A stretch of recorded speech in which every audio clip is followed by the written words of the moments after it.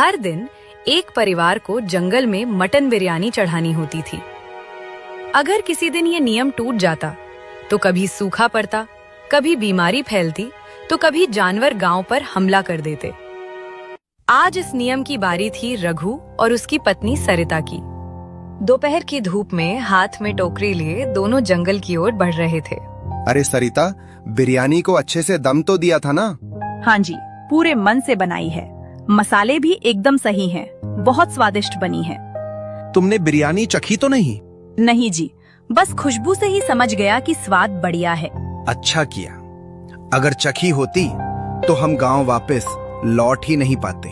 ऐसा क्यों बोल रहे हो जी? कहते हैं जो इंसान देवता की चढ़ाई हुई बिरयानी चख ले वो जंगल से कभी बाहर नहीं आता। दोनों जंगल के बीचों बीच पहुंचे। वहां एक बड़ा काला पत्थर था। रघु ने कांपते हाथों से बिरयानी रखी। हे जंगल के देवता, आपके लिए गर्मा गर्म मटन बिरयानी लाए हैं। इसका स्वाद स्वीकार करें और हमारे गांव को माफ करना। हवा अचानक तेज चलने लगी। पत्तों की सरसराहट किसी फुसफुसाहट जैसी लगी।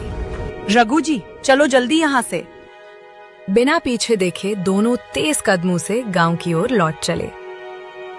उसी सोनापुर गांव में दो नौजवान रहते थे, रोहित और गोपाल। दोनों बचपन के दोस्त थे। हर शाम बस्ती के कोने में लगे कमलू की भेलपुरी के ठेले पर बैठकर गपशप करते थे। उस दिन भी दोनों वहीं बैठे थे।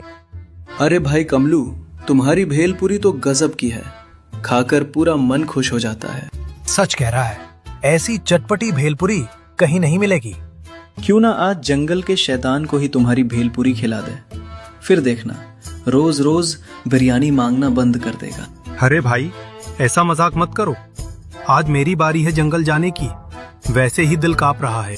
तो क्या हुआ, हम दोनों भी चलेंगे, देखेंगे आखिर कैसा है वो शैतान। नहीं भाई, जब तुम्हारी बारी आए तब जाना, मेरे साथ मत आना। अगर तुम्हें कुछ हो गया तो गांव वाले मुझे जिंदा नहीं छोड़ेंगे। चल छोड़ रोहित, हम फिर कभी जाएंगे। दोनों दोस्त हंसते हुए घर चले गए। अगले दिन सुबह पूरे गांव में सनसनी फैल गई। कमलू जंगल से वापस नहीं आया था। ये खबर आग की तरह फैल गई। कमलू की पत्नी कमला रोते बिलखते सीधे मुखिया के घर पहुंची। मुखिया जी, मेरे पति कल जंगल गए थे, अब तक नहीं लौटे। कमला, लगता है उसने बिरयानी खा ली होगी। इसी वजह से जंगल के शैतान ने उठा लिया। नहीं मुखिया जी, वो कभी नॉनवेज खाते ही नहीं। बिरयानी उन्होंने नहीं खाई होगी, जरूर कुछ और बात है। लगता है इस बार कुछ अलग हुआ है। कहीं ये आने वाली बड़ी मुसीबत का संकेत तो नहीं? अफवाह मत फैलाओ। आज ही 4 आदमी जंगल में भेजते हैं, देखते हैं क्या पता चलता है। 4 गांव के लोग जंगल में गए। शाम तक खोज करते रहे, लेकिन ना कमलू मिला, ना कोई निशान। थके हारे वे लौट आए। धीरे धीरे गांव ने इस बात को सच मान लिया, लेकिन सच्चाई कुछ और ही थी। कमला अपने घर में चुपचाप बैठी थी, आंखों में आंसू और मन में तूफान। कमलू जी, आप कहाँ हो?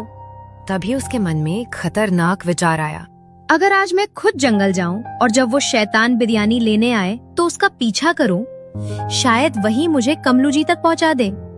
कमला ने उसी पल फैसला कर लिया। वो उठी और गांव के एक आदमी के पास जाकर बोली, भैया, आज जंगल में बिरयानी लेकर कौन जाने वाला है? आज तो जंगल जाने की बारी गोपाल की है। ठीक है भैया, अब मैं चलती हूँ। वो तुरंत गोपाल को ढूंढने निकल पड़ी। रास्ते में उसने देखा गोपाल सिर पर टोकरी रखे जंगल की ओर जा रहा था।